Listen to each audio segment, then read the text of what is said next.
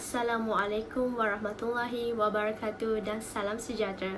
Sekalum penghargaan saya hulurkan buat yang dihormati Puan Diana binti Jumadi selaku pensyarah subjek Wacana Akademik Bahasa Melayu. Saya Nur Azhara binti Haji Zaini, nombor metrik D20202096960 akan membentangkan perucapan awam yang bertajuk Faktor Berlakunya Krisis Makanan Dunia. Pendengar yang dikasihi sekalian, makanan merupakan satu perkara asas dalam kehidupan seorang manusia.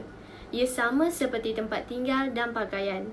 Adalah tidak wajar apabila krisis kekurangan bekalan makanan boleh berlaku. Apa yang membimbangkan? Krisis bekalan makanan yang menimpa dunia sekarang ini melibatkan bekalan makanan ruji seperti beras, gandum dan bijirin yang menjadi keperluan asas setiap individu.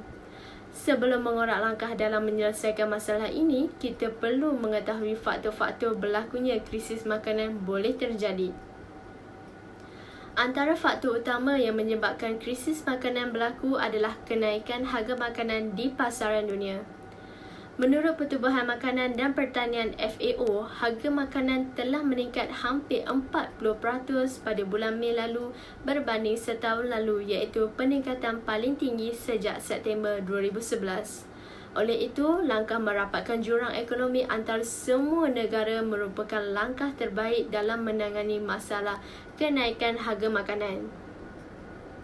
Hadirin sekalian, faktor seterusnya yang menyumbang kepada kejadian krisis makanan adalah disebabkan perubahan iklim dan bencana alam.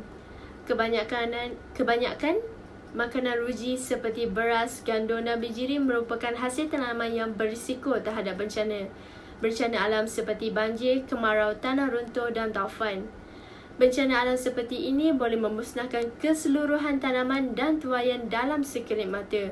Justru, kaedah baru perlu digunakan dalam pembuatan makanan bagi mengelak masalah ini daripada terjejas. Pakar teknologi dan pakar agronomi perlu berganding bahu dalam mencari solusi terbaik untuk memastikan pengeluaran makanan dapat dikembangkan tanpa risiko kerugian.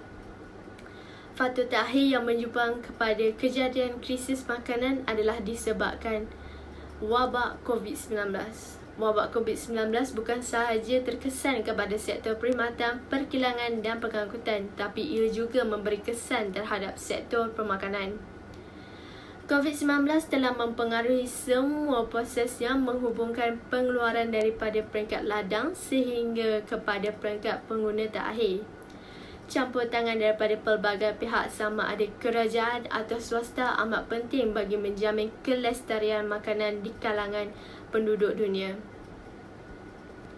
Hadirin sekalian, kita telah meneliti faktor-faktor yang menyebabkan berlakunya krisis makanan dunia.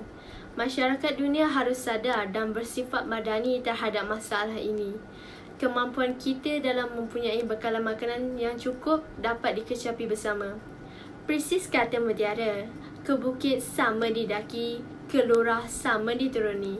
Kita seharusnya bersama-sama menyelesaikan masalah yang dihadapi supaya kebaikan dan kelangsungan masa hadapan dapat dinikmati bersama. Sekian sahaja daripada saya. Terima kasih.